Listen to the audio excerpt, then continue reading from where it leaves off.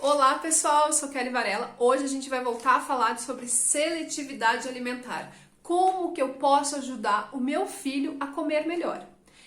Aqui a gente tem muita dificuldade para fazer comer. E a gente escuta muito das mães com crianças dentro do espectro que é muito difícil os filhos comerem, que eles são extremamente seletivos. Eu já fiz outros 2 vídeos sobre o assunto que vocês podem ver depois no final desse vídeo, falando como que é, o que interfere, né, para que essa criança não consiga comer. E aí? Ah tá, ela não consegue comer e eu vou deixar simplesmente, então um dia ela come? Não, gente. A gente tem que ajudar os nossos filhos, os nossos alunos neste processo. É todo um processo para que ele consiga dar um passo a mais nessa parte da alimentação.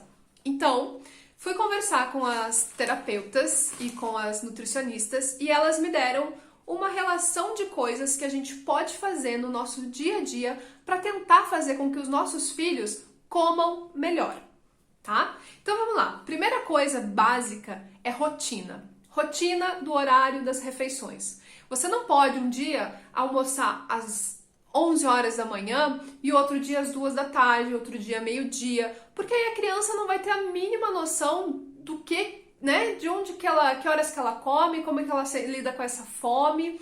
Não, tenha horários bem estabelecidos. Café da manhã, um lanchinho no meio da manhã, almoço, um lanchinho da tarde, a janta, para que essa criança ela vá se habituando à rotina das alimentações, das refeições. A gente sabe que crianças, pessoas com TEA gostam muito, se sentem muito mais seguras quando elas têm rotina. E isso se faz muito presente na questão da alimentação. Então vamos lá, preparei as minhas refeições. Como que eu devo fazer para que essa criança então venha comer, né? Eu já fiz toda a comida, mas como que eu vou fazer ela comer? Primeira coisa, uma coisa que ajuda muito é você prestar atenção nas questões sensoriais. Então, se você notou que a criança não gosta de determinado cheiro, evite ter esse cheiro na cozinha ou evite chamar ela neste momento que tem esse cheiro. Se você nota que a criança tem muita sensibilidade a barulho, tente deixar o mais silencioso possível o ambiente para que ela venha comer. O lugar onde ela vai comer precisa ser extremamente confortável, tá, gente? Então, a gente acha que a criança, às vezes a gente deixa de olhar o ambiente da criança, a gente está preocupado com o nosso, para nós não tá incomodando, então ok, a gente não se liga que ela tem uma estatura diferente, que ela tem demandas, né, diferentes, físicas mesmo. Então, enquanto a criança estiver ainda no cadeirão, note se esse cadeirão está seguro, no sentido assim, ela não fica escorregando no cadeirão, o pezinho dela tá bem, ela tem onde apoiar os pezinhos, o bracinho tem onde ela ter o apoio. Veja essa questão, porque se ela ficar escorregando, é mais um fator que faz com que ela não esteja confortável para comer.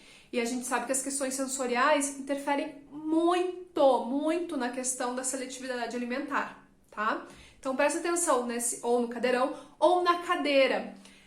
Às vezes a gente faz a transição para a cadeira da família, para a cadeira normal, só que a gente não percebe que para a criança essa cadeira ainda é muito baixa. Então como que eu vou saber a altura adequada dessa cadeira para a criança? O ideal é que ela fique, que a mesa fique entre o peito dela e o umbigo, tá?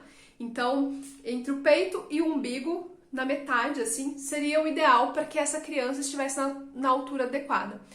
Eu lembro muito dos meus pais colocando latas pra gente sentar na cadeira pra gente ficar na altura da mesa.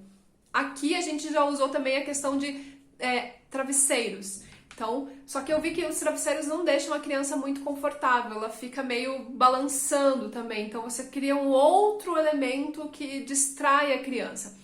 Então você vai procurando qual a melhor alternativa para que deixe essa criança, pelo menos na questão da postura dela, uma postura adequada para comer. O pezinho também, gente, quando é na cadeira, ele não pode estar balançando. Ele tem que ter um ponto fixo para que a criança não se distraia com isso. E às vezes ela nem sabe que ela tá se distraindo, sabe? Tipo, aquilo tá incomodando ela de alguma forma, só que ela nem se ligou que é por causa daquilo. E ela deixa de comer. questões, vamos lá. Fiz o almoço. Quando você conseguir ter a ajuda da criança na cozinha, para que ela te auxilie na hora de comer, na preparação dos alimentos, é bem legal, porque aí ela se envolve naquela preparação, é um motivador a mais para ela. Tente usar recursos como um dia você usa formas diferentes, sabe aquelas forminhas de biscoito? Tenha essas forminhas, então você monta o arroz naquela forminha, você coloca o feijão num copinho, você coloca a farofinha de outra forma, para que aquilo fique também interessante para a criança. Você tem que avisar a criança 5 minutos antes, avise 5 minutos antes, o almoço estará pronto, para que a criança o cérebro dela já vai entendendo isso, que daqui a 5 minutos ela precisa comer. Quando o almoço estiver pronto, faça um ritual com essa criança. Então, incentive ela a ir lavar as mãos. Então, você pode ir de uma forma mais divertida. Faça com que a criança tem que entender que a hora das refeições é uma hora feliz, que é uma hora muito agradável. Porque o que acaba acontecendo? Muitas vezes, a hora da comida se torna extremamente estressante para a criança, que ela não consegue comer os alimentos que estão sendo ofertados, e para os pais, que ficam extremamente irritados porque a criança não come. Então, tenha calma, faça deste momento um momento realmente agradável. Então, vai lá, lava as mãos, pode ir cantando uma musiquinha, vão para a mesa, sentem-se todos à mesa. A gente sabe que muitas crianças, muitas famílias têm o hábito de comer assistindo televisão ou no celular. Então, se você não consegue retirar isso totalmente, vá diminuindo. Diminua ao máximo as questões que distraem este momento.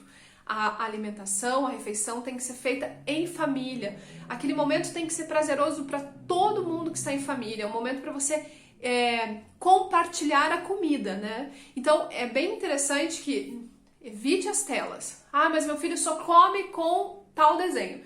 Então, tenta colocar um desenho um pouquinho mais curto, tenta colocar em um volume mais baixo, vai diminuindo aos poucos isso. Todo mundo sentou à mesa? Então, assim, tenha o pratinho da criança, todos os pratos, né? Na verdade, está todo mundo com o prato vazio. Então, tente fazer com que a criança tenha autonomia também para que ela escolha, ou para que, dependendo da idade que ela tenha, ela mesma já se sirva. Mas vá condicionando. Olha, você pode até não comer, mas você tem que colocar tudo no seu prato. Por que é importante ela colocar, né, por exemplo, uma proteína, uma salada, um carboidrato no prato?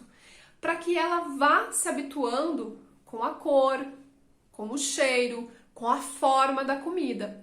Muitas crianças, voltamos aqui às questões sensoriais, não conseguem comer justamente por isso, porque elas não conseguem lidar com a aparência da comida, o cheiro da comida, né? Então, pede para que a criança vá colocando. E, claro, sempre tenha nas refeições um alimento que a criança realmente goste, que ela realmente coma, para você não deixar também ela totalmente... como que a gente pode falar, frustrada com essa hora da alimentação, né? Então, todo mundo também coloque no seu prato, dê o exemplo. Eu acho bem importante a gente lembrar que, como pais, a gente tem que dar o exemplo. Então, a gente vai lá e critica, meu filho não come nada, mas você come. Isso também começa, né? Tem a ver com a gente também. Então, coloque para que ele veja assim, todo mundo tá colocando. Então, fale da comida de uma forma animada. Nunca fique cobrando a criança, você tem que comer, você tem que comer, você tem que comer. Não, olha que gostosa essa carne, olha que divertido esse arroz. Faça com que a criança se interesse pela comida.